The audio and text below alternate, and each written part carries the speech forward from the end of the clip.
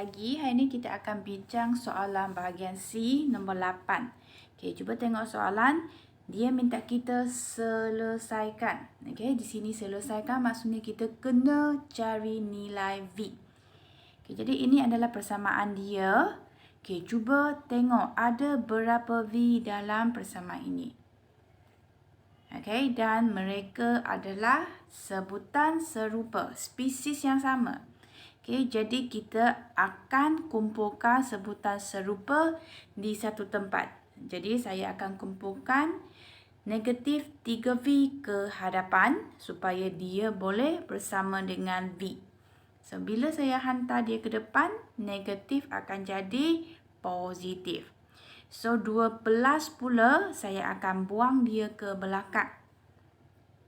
Jadi 12 di depan dia adalah positif. Bila buang ke belakang dia akan jadi apa? Negatif. So kita selesaikan ini. Okay, kenapa kita nak kumpulkan sebutan serupa? Sebab mereka boleh tambah atau tolak. Jadi sini V tambah 3V.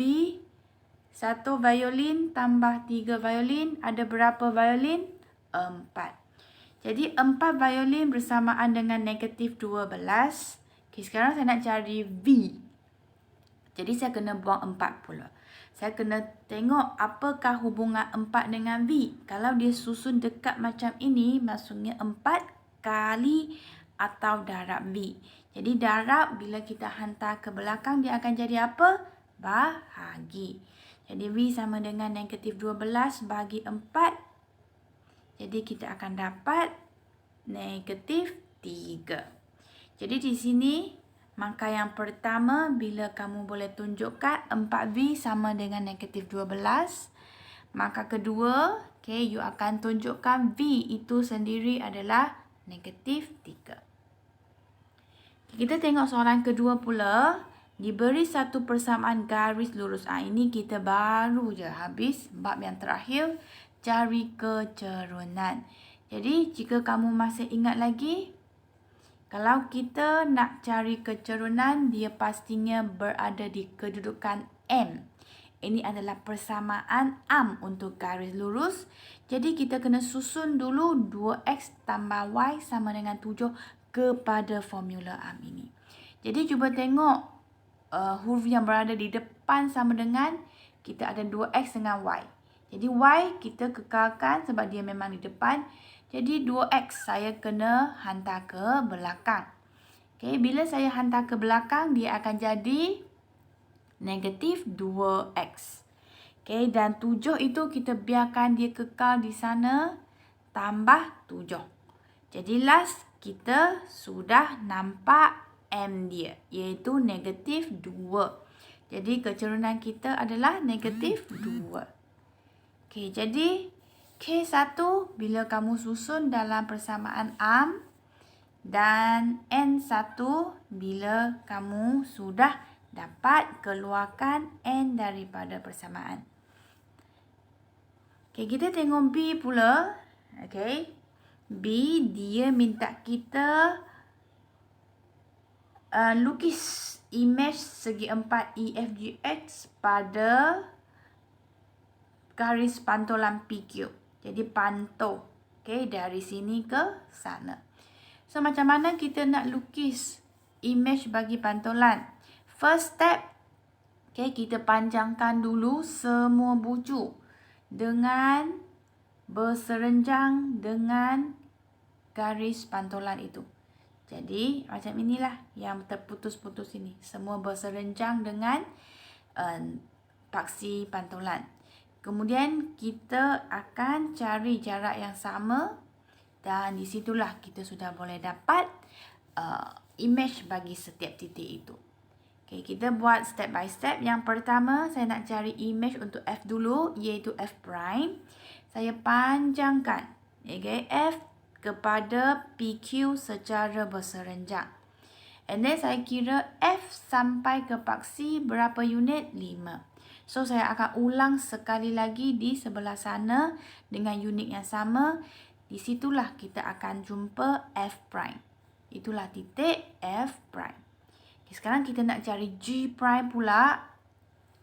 panjangkan and then cari 2 unit. 2 unit. Okay, itulah G prime. H prime pun sama.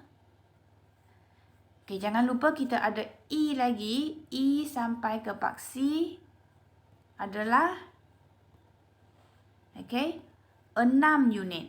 Jadi, satu lagi 6 unit ke sebelah sana. Kita akan jumpa E prime. So, sekarang kita sudah jumpa image untuk setiap titik. Maka, kita sudah boleh buat apa? Sambungkan. Okay, dalam exam, okay, paksi, ini garis terputus-putus yang berserenjang dengan PQ. Okay, jangan padam. Okay, membantu jugalah. Okay, jadi kita sambungkan semua titik. Okay, maka itulah image untuk objek kita. Jadi markah diberi, jika kamu dapat 2 titik yang diplot dengan betul, kita sudah boleh bagi 1 markah. Kalau 4 betul, sekali dengan sambungkan titik, baru dapat P1 yang kedua. Jadi 2 markah lah.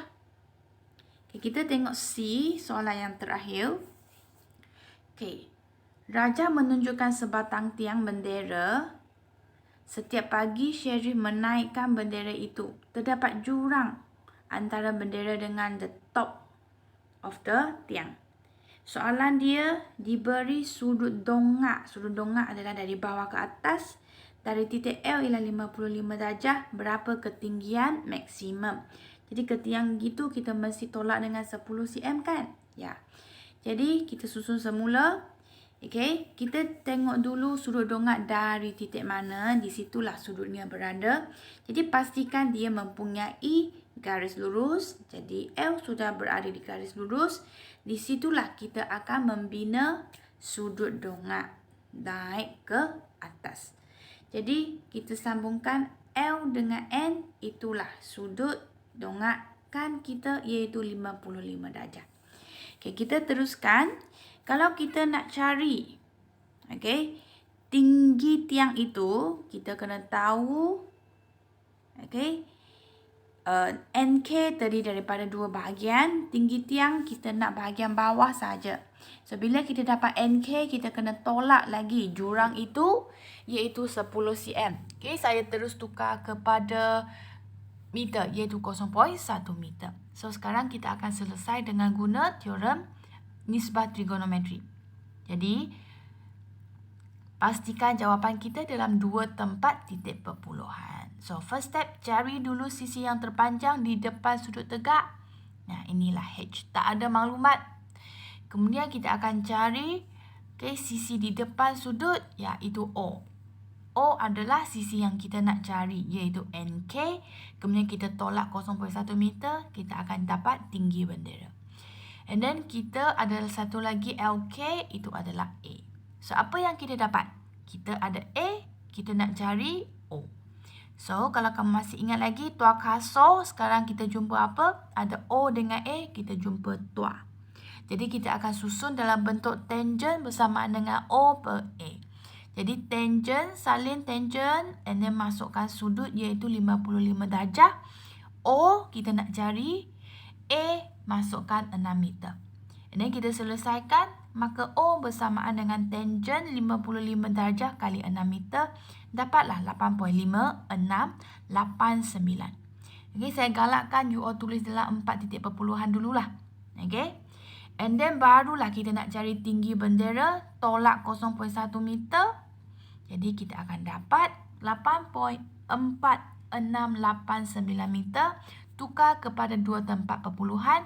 Jadi kita kena tengok 8. 8 ini besar. Jadi kita kena bundakan.